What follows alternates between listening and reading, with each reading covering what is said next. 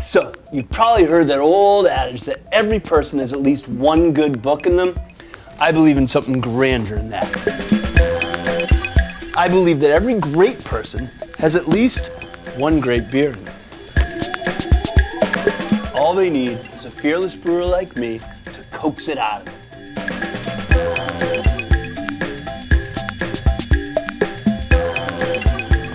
Welcome to That's Odd. Let's drink it.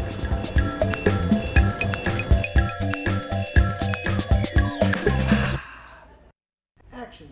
Hello, we are here. Just let me know when we start to roll, okay? Ready? Action. Hello, we are here. Sit up straight.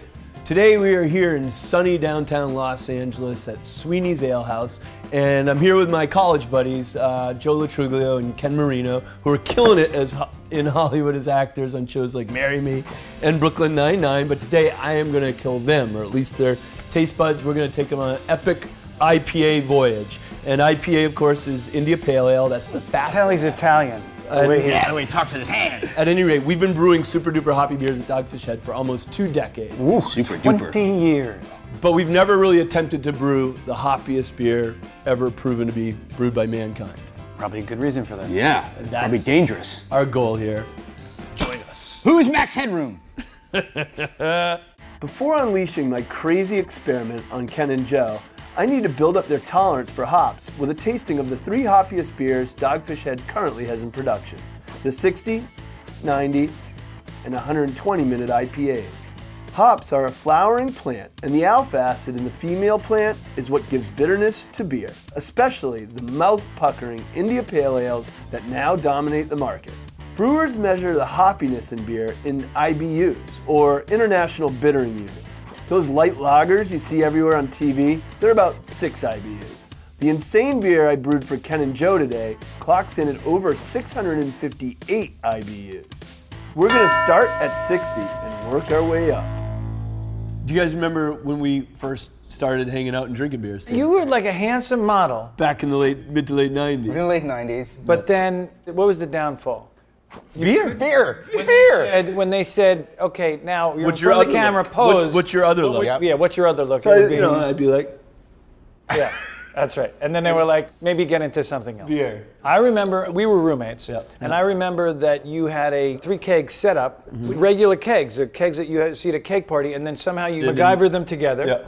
And you brewed beer that way in our apartment. Yep. The first time I ever served homebrew in our apartment, most of the cast of the state was there, and I was like, I love your work in that, by the way. Very good stuff. Terrific, Ricky Lake was there. I don't know if you remember that.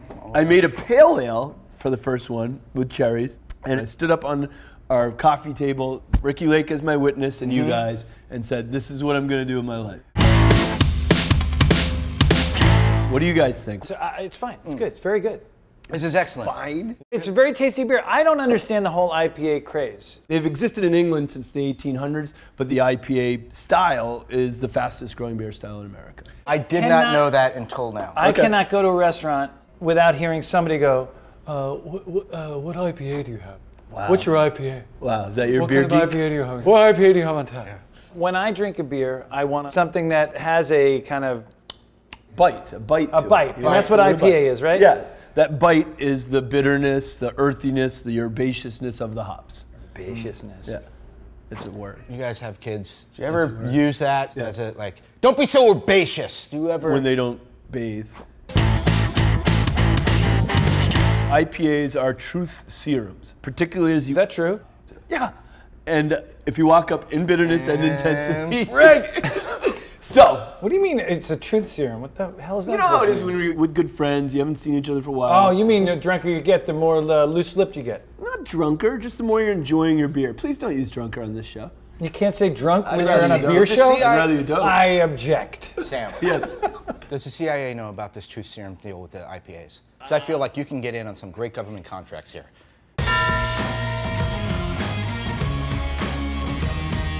All right, so 90 minute. You have a 90 minute now. Right. This one's a little bit more reddish hue. It's basically like 60-minute condensed.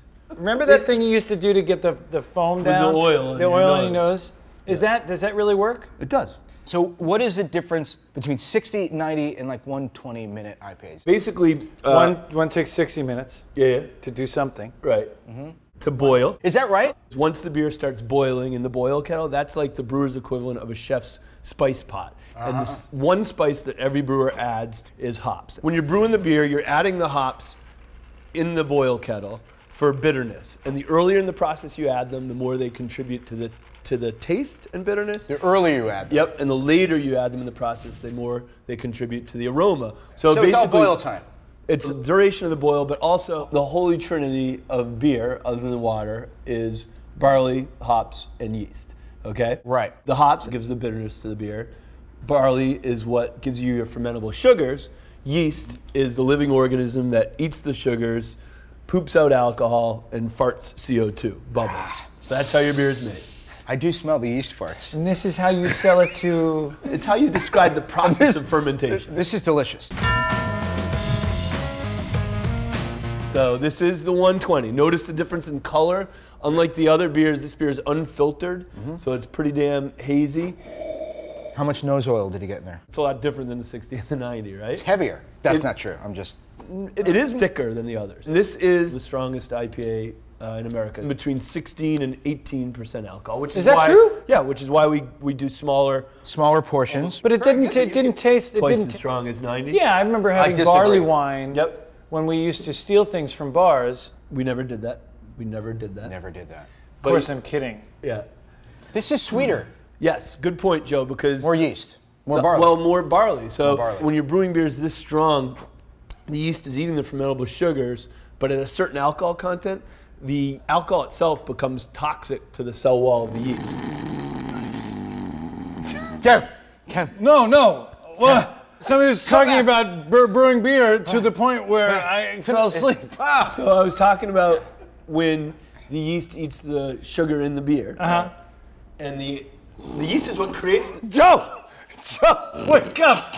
Joe, wake up! Sam was just describing the really fascinating part. I totally dozed out. You all right? So you guys are more like into just enjoying the beer and not overthinking. No. Overthinking the technical. No, actually, I'm interested in too, what makes this. This isn't entertainment.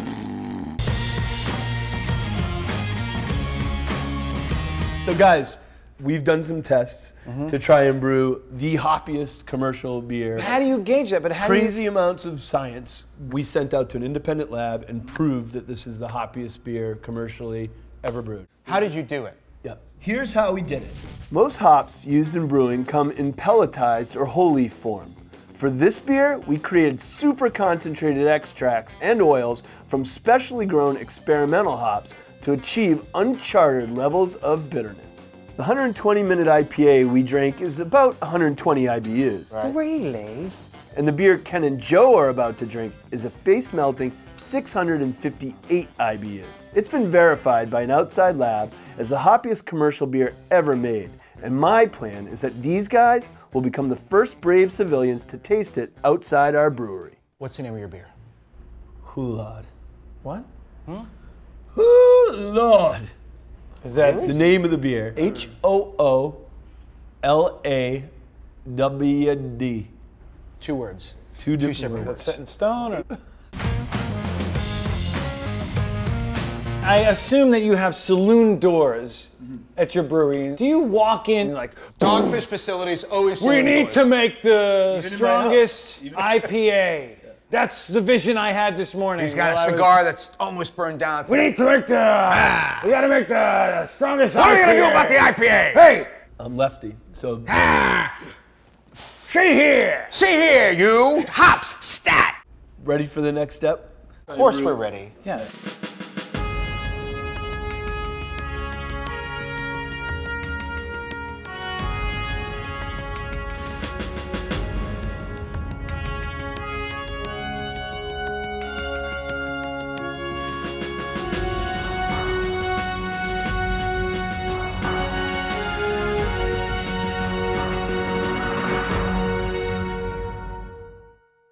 How about a nice IPA? Oh, thanks, Joe. Ooh, Lord. Cut. Cool on. That's a hoppy beer, Ken. 828. And action. Have a beer. Ah, thanks, Joe. Ew, lordy, that's some hoppy. Cut. Hoppy. Cut, what's with the accent? Come on, man. Cut.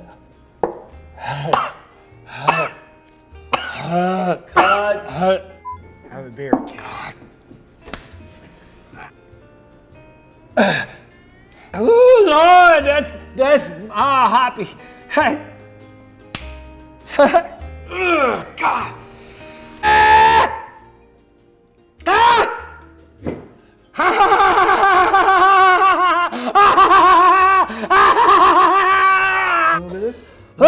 I'll take a little bit. I'll take a little bit. Cut. Nothing. He doesn't want to do another take. He's scared. Be all right, won't he? He'll be all right. And action. Have a beer, kid. Oh, thanks, Joe. Ooh, Lord, that's a summer hoppy beer.